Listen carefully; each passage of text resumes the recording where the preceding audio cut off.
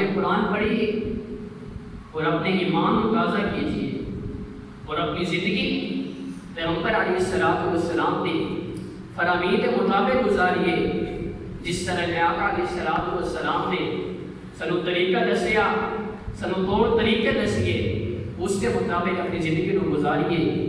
آئیے قرآن پڑھیے۔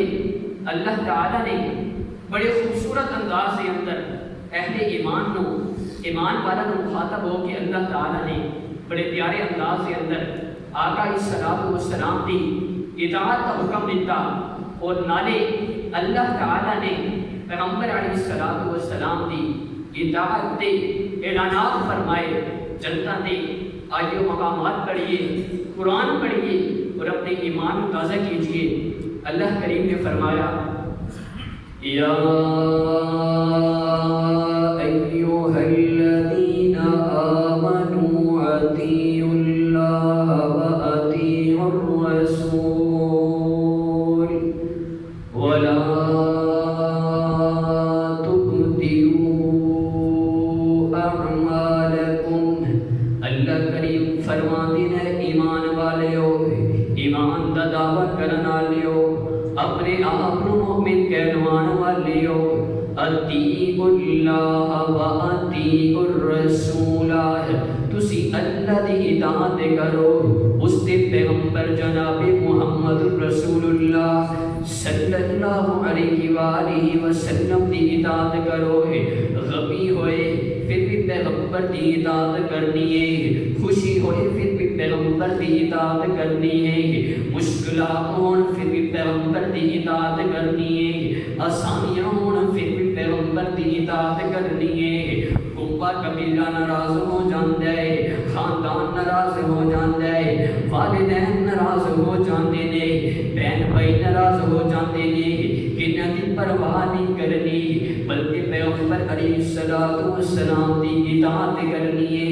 حضرات سیمکارے اطاعت کے اندر بھی دو چیزاں ہویا کرتیاں نے۔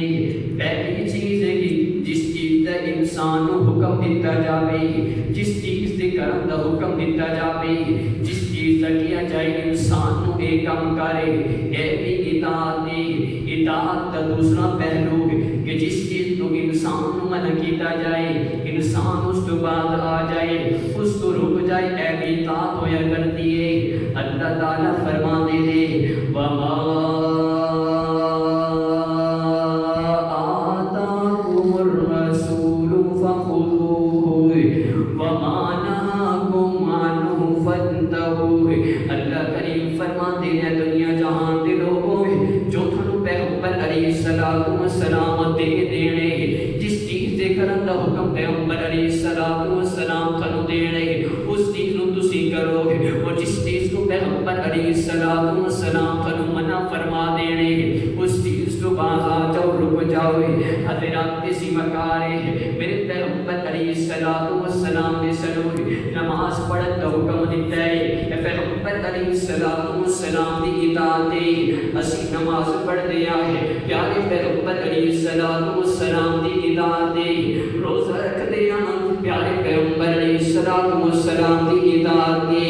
حج زکات ادا کر دیا ہے، پیارے پیغمبر علیہ السلام دی اطاعت ہے۔ وہ اطاعت کا پہلا پہلو ہے۔ دوسرا پہلو جنہ چیزوں تو پیغمبر علیہ السلام نے منع فرمایا ہے، انسان انہاں چیزوں تو رک جائے، باز آ جائے۔ مثلا میرے پیغمبر علیہ السلام نے سودی کاروبار تو منع فرمایا ہے، انسان رک جائے۔ میرے پیغمبر علیہ السلام کی اطاعت ہے۔ میرے پیغمبر علیہ السلام نے جھوٹ بولن تو منع فرمایا، انسان رک جائے۔ میرے پیغمبر علیہ السلام کی اطاعت ہے۔ میرے پیغمبر علیہ السلام نے حرام کا مال کھان تو منع فرمایا ہے، انسان رک جائے۔ میرے پیغمبر علیہ السلام کی اطاعت ہے۔ لیکن حضرات سیمکارے انسان نماز پڑھ رہا ہے، روزے رکھ رہا ہے، حج ادا کر رہا ہے، زکات ادا کر رہا ہے، بڑا نمازی پکا مومن ہے، لیکن جب مسجد تو باہر نکل جائے سودی کاروبار کرتا ہے، سودی لین دین کرتا ہے، شلوار ٹخنا تو تھلے چلی جاتی ہے، حضرات سیوا کا جھوٹ بولتا ہے، جھوٹی جھوٹی قسمیں چکتا ہے، کہ حقیقت کے اندر میرے پیغمبر علیہ السلام دی اطاعت نہیں، اطاعت اسی وقت مکمل ہوئے گی جدو انسان میرے پیغمبر علیہ السلام دی گلاں نوں منے، جنہاں چیزاں دا میرے پیغمبر علیہ السلام نے انسان نوں حکم دیتا ہے انہاں تے عمل کرے، اور جنہاں چیزاں تو میرے پیغمبر علیہ السلام نے منع فرمایا ہے انہاں چیزاں تو انسان رک جائے، حقیقت دے اندر یہی کامیابی ہے، اور حقیقت دے اندر اے انسان کامیابی حضرات سی وقارے اللہ دا قرآن پڑھیے، اللہ تعالیٰ نے کئی جگہ دے اہل ایمان مخاطب ہو کے فرمایا اے ایمان والے ہو، ایمان دا دعویٰ کرن والے ہو، اپنی آپ کو مومن کہلوان والے ہو، اطیعوا اللہ و اطیعوا الرسول، تسی اللہ دی اطاعت کرو، اس کے پیغمبر دی اطاعت